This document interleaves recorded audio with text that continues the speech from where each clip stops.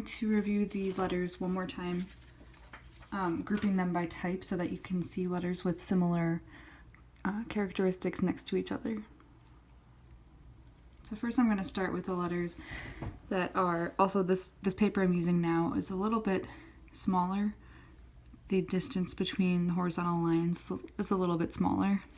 So it's good to start out when you're learning the basic strokes in the letters with bigger paper so that you can see what you're doing. But now I'm going to use a little bit smaller paper. So first, the letters that start with a partial entrance stroke and then go into an oval. So those are A,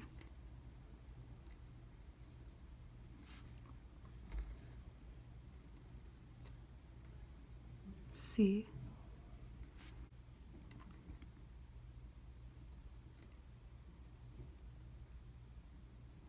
E,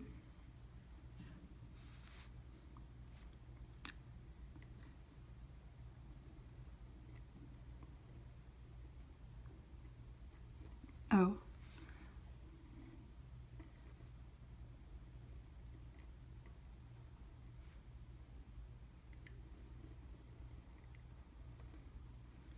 and D.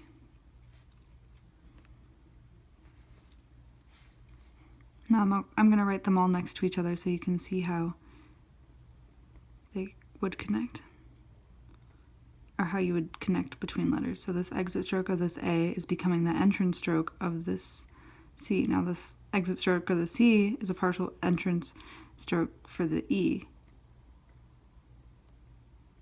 And usually when I'm doing strings of letters that have C's or E's in them, I go back and do the dot later. So then, okay, so let's just do it now. So if that's a C, that's an E. So then the exit stroke of the E becomes the entrance stroke of the O.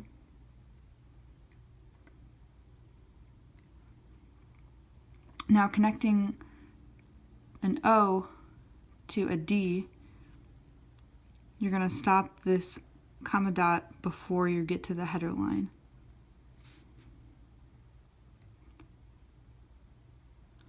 And then you'll do the oval.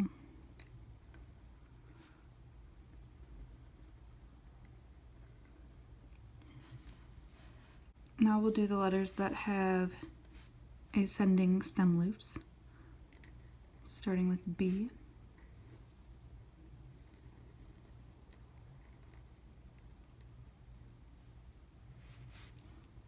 F,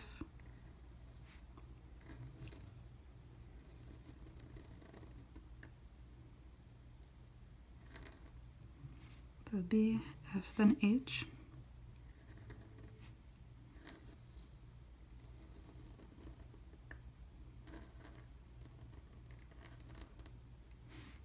K, and L.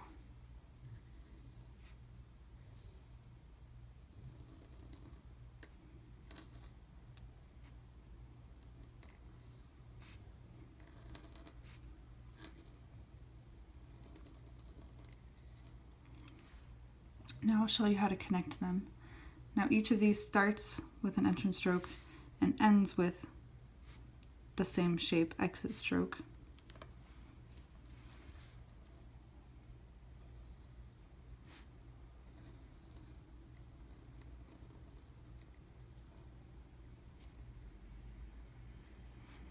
Now we start the F at the header line.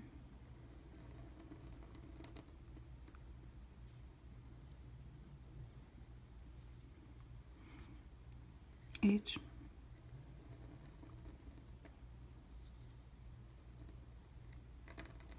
exit stroke of the H becomes the entrance stroke of the K.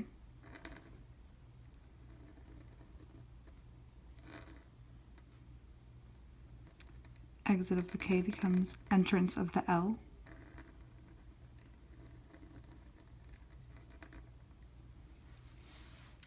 Now ideally you would want all of these stems to look exactly the same. You can see mine have a little bit of variation. This one's a little thicker, they're slightly different sizes. And that's why it's difficult when you have, for instance, two L's next to each other. It's very hard to make them look exactly the same. do descenders.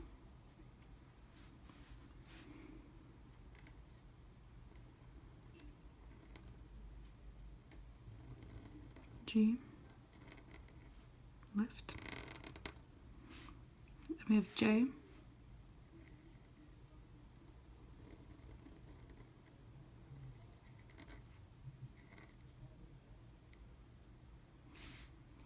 Q, even though it's going the opposite way, I'm still going to include it in this grouping.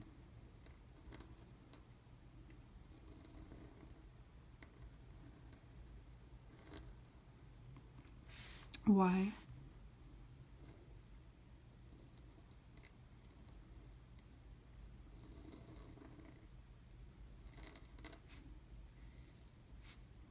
And Z.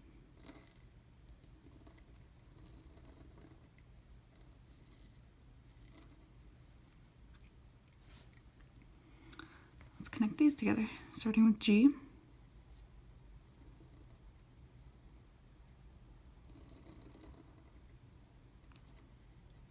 Exit of the G becomes entrance of the J. I'm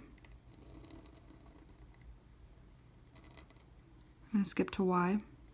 Now exit of the J, and then you go into a compound curve for the Y, which is kind of difficult.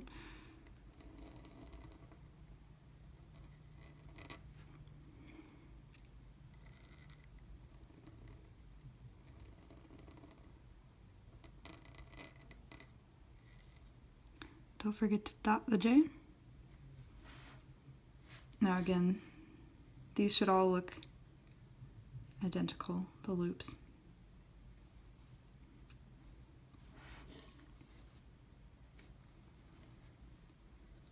Now let's do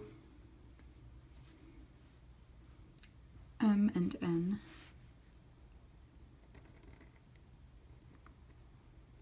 Overturn, overturn, compound curve. These both start with overturns. Let's also do V, because that starts with a compound curve.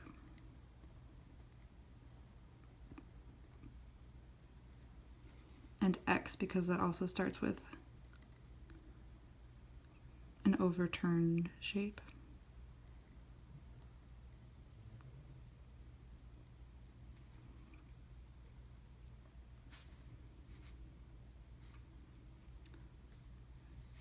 We could include Y in here also because that starts with the overturned shape, but we just did it over here. So now this is tricky to connect the exit stroke of all these letters to the entrance stroke because they're not going to be one-to-one. So how the exit of the H, the exit of the K, that's exactly the same stroke as the entrance to the L. But because these letters do not start with entrance strokes, I'll start with an M. Okay, now the last stroke of the M is a compound curve, and then after that we're going to go into an overturn for the N. So compound curve, and then straight into an overturn. So now we have this weird group of turns right in a row. Okay, so now this is going to be a compound curve, and we'll go into a V. So compound curve into another compound curve. So that was the end of the N. Then you go right into the V. Now we're going to go from the V into the X.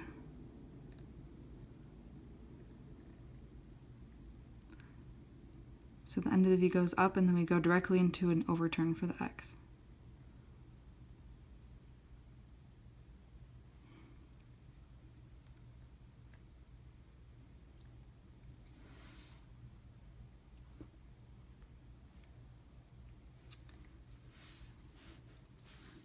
All right, now I like to group U, W, so entrance and then underturn for U, another entrance and then underturn for W. The letter I has an entrance and then underturn And the letter T has entrance and an extended underturn. So these are all easy because the exit is the same as the entrance. So there's a U. That's the exit stroke for the U and the entrance for the W. So now we're starting the W.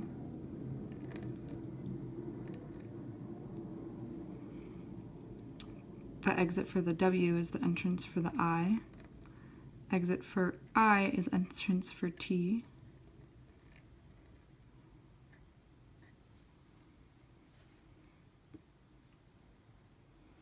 Now what letters do we have left? The rest of the letters do not have a whole lot in common. I'm going to group R and S together. So R and S both start with this loop on the top.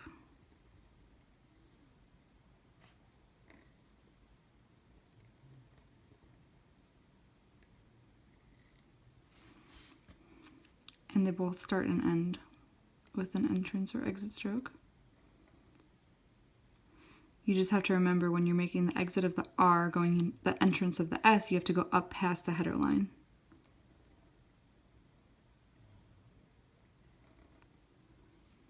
You always want to end with an exit stroke, even if you're not connecting to another letter. The only letter we don't have now is P, which I'll just write next to this. P is kind of its own unique letter. It's the only one that has the full pressure stroke. And then we end with a compound curve.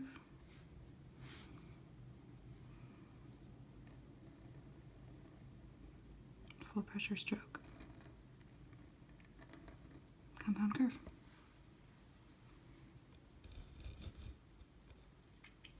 So these are just reviewing all the letters we covered, grouped by type, and the way that I grouped them was by common characteristics, such as the entrance element or another common stroke between the letters.